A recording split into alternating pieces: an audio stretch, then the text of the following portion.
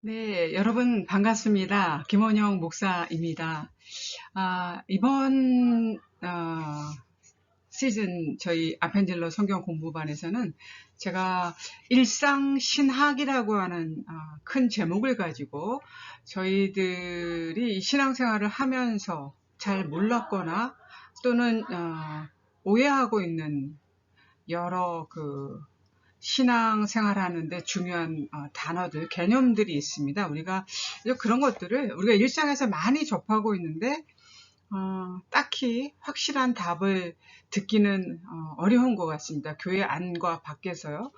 그래서 제가 그 정도 능력이 되는지는 모르겠지만 최선을 다해서 많이 준비해서 우선은 8개의 주제로 이번에는 한번 좀 이것저것 생각을 좀 해보고자 합니다. 오늘은 이제 첫 번째 주제로 몸이라고 하는 주제를 가지고 얘기를 할 거고요. 8개의 주제를 제가 대부분 정해놨는데 이제 다음 모임에는 이제 그리스도인들의 무기는 무엇이 돼야 되느냐, 무기에 대해서 한번 또 얘기를 해보고 싶습니다. 그리고 이 시대에 예수 그리스도께서 이 땅에 오신다면 우리들의 기독교를 보고 어떤 마음이실까? 우리는 정말 제대로 예수 그리스도만을, 하나님만을 나의 신으로 모시고 있는가? 기복화되고 바알 종교화된 우리들의 모습은 과연 없는 것인가? 이런 우리가 한번 생각해 볼 만한 주제이죠. 바알 종교에 대해서도 좀 얘기를 해보려고 합니다. 그리고 기독교인이든 기독교인이 아니든 종교를 가지고 있던 없던지 간에 사람들이 제일 좋아하는 것 중에 하나가 뒷담화라고 하죠. 남의 말을 뒤에서 하는 것들. 그 이웃을 폄하하고 이웃에 대해서 거짓 증언하는 것들을 우리는 왜 삼가해야 되는가. 이런 이야기들도 함께 좀 나눠보고 싶습니다. 우리에게, 기독교인들에게 내일은 어떤 의미가 있는가? 이런 얘기도 해보고요. 고통이라는 것의 의미, 제 나름대로의 생각들을 여러분과 나눠보고 싶습니다. 그리고 우리는 무엇을 견뎌야 되고 그 견딤의 끝에는 과연 무엇이 있는가? 이런 주제로 이 8번의 여러분과 저의 만남이 잘 이루어지고 어느 정도 성과가 있으면 그 다음에 또 기회가 있을 때 이 일상신학을 계속 이어서 여러 가지 주제로 여러분을 만나겠습니다. 예수 그리스도께서 공생애를 마치시고 제자들과 함께 기도하시잖아요.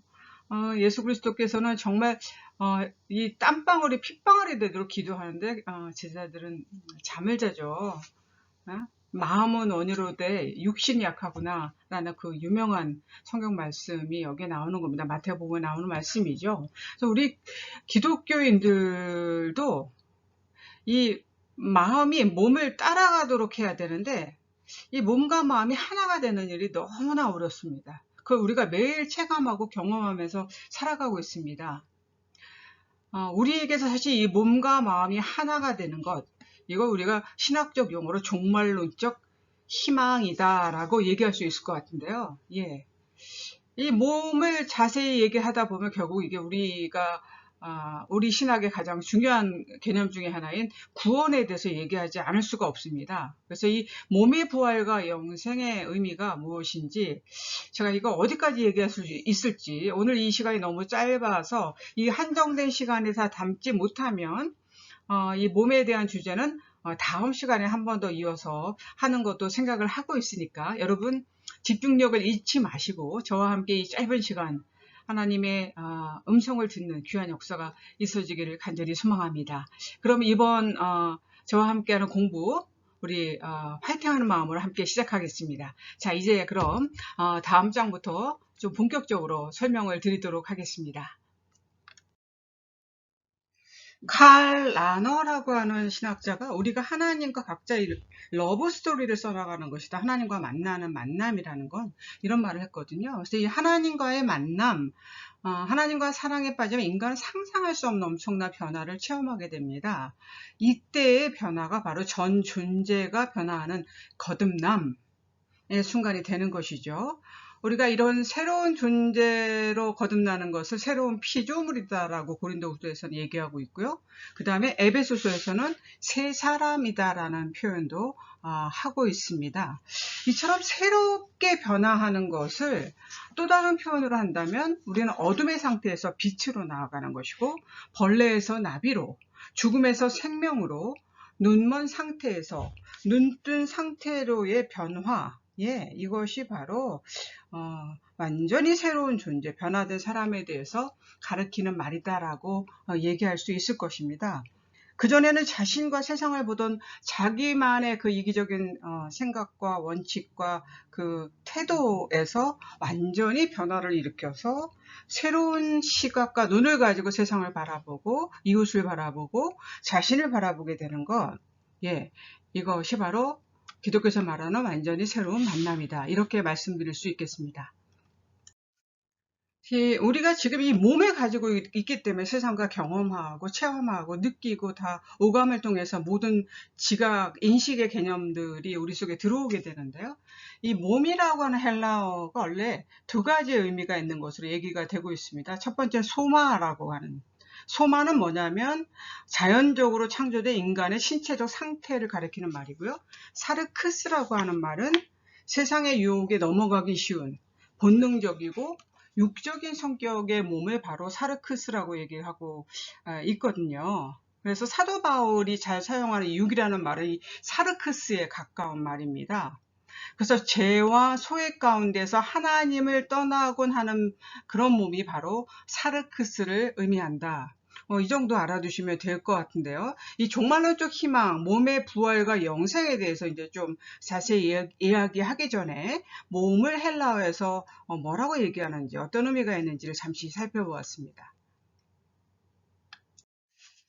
네, 사도신경의 마지막 부분에 보면 몸이 다시 사는 것과 영원히 사는 것을 믿사옵니다 라고 하는 말에 나오고 있습니다. 여러분 다 잘 알고 계시죠?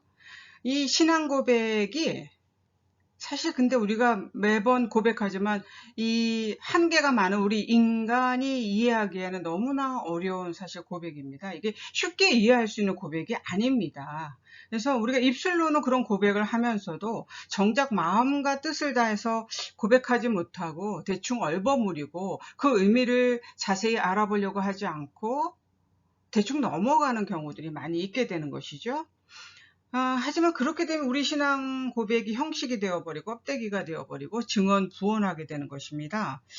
그래서 사실 이 몸의 부활과 영생이라고 할 주제는 워낙 어렵고 여기서 잘못 삐끗하면 또 비정통으로 가는 경우들이 너무나 많기 때문에 설명이 만족스러운 경우도 쉽지 않고 사실 굉장히 어려운 주제입니다.